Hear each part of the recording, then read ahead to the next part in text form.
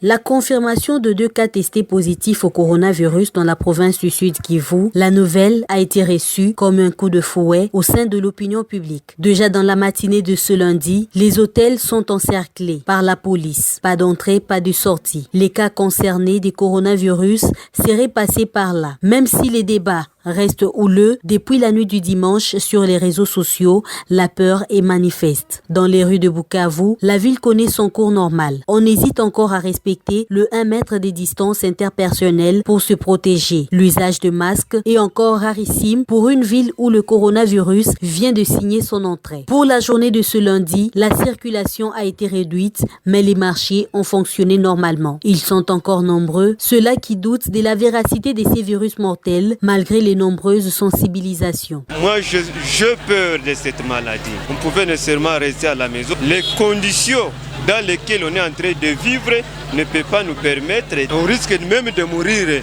de la famine. Cependant, dans les pharmacies et en milieu hospitalier, les ports de masques est réglementaire. On observe au lavage de mains ça et là. Dans les familles, plusieurs personnes ont volontairement décidé de rester à la maison pour éviter des contacts suspects. Ça, c'est le début. Je commence par ma famille. On ne sort pas.